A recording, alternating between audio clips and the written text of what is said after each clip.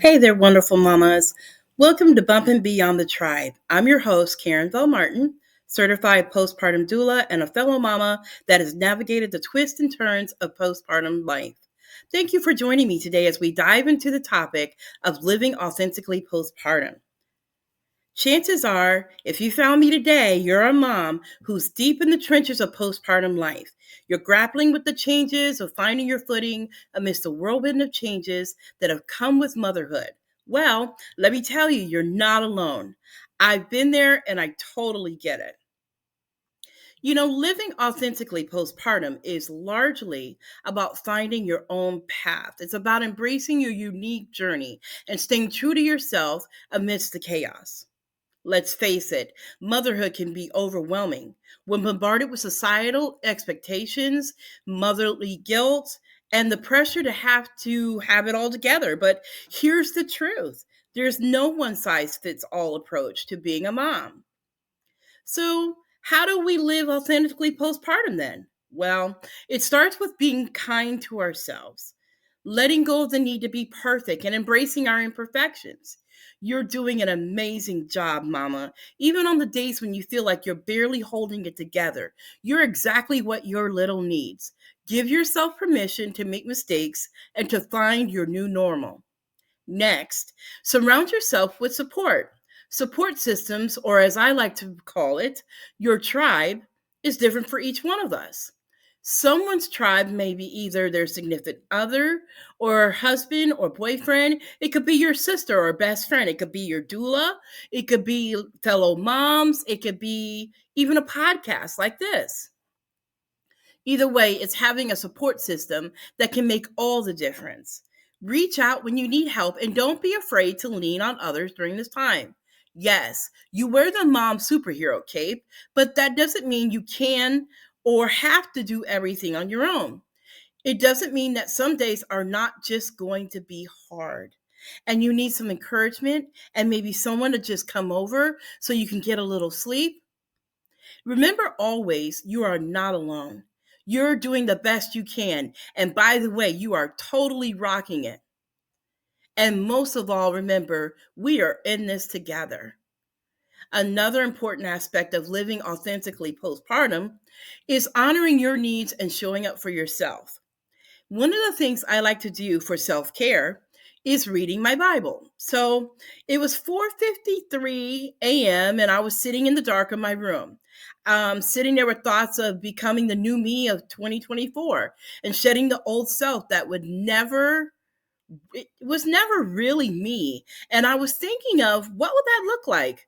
What would that feel like in the coming months to live out loud and to live authentically? It was the first time in a long time that I read my physical Bible. See, I had been reading the YouVersion Bible from the app on my phone. And while there's nothing wrong with that. There's not an issue with doing it that way.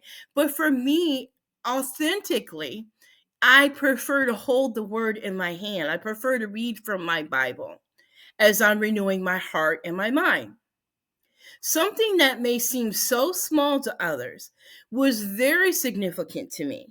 To me, it is like the difference between having an instant message from someone you love dearly and having that handwritten letter that you can hold in your hand and unfold and read it time and time again. This is the first thing I think of when I'm thinking about living authentically. And that is what matters to you is important and holds the same weight, maybe more, as is would be for someone else. It is important, it is imperative even for you to show up for yourself and acknowledge that something is important to you and give space and place for it. It is a part of saying, hey, I do matter and I do care about myself, even in this microcosm way. I'm showing up for me. So many times we expect others to show up for us in the places where we should be showing up for ourselves. And then we get angry, we get hurt, we get disappointed. When the fact is that they are not responsible to do that. Showing up for ourselves is just that. We show up for ourselves. Self-care isn't selfish, it's actually necessary. Self-care is about doing something to love on you. Something sometimes that's not tangible, like maybe getting your hair done or your nails done, or getting a facial. But it's more of a holistic approach to caring for yourself, you the total person. So like self-care can also be taking your vitamins, it could be moving your body, it could be taking care of your mental health. Take time for yourself, even if it's just for a few minutes each day, whether it's a nice hot bath or a walk around the block or simply just having a cup of coffee in peace. Prioritize your well being. And finally, trust your instincts. You know your baby and yourself better than anyone else. So don't let any outside opinions drown out that inner voice.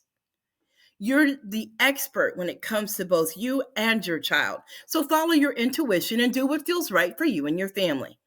Living authentically postpartum isn't always easy, but it is worth it.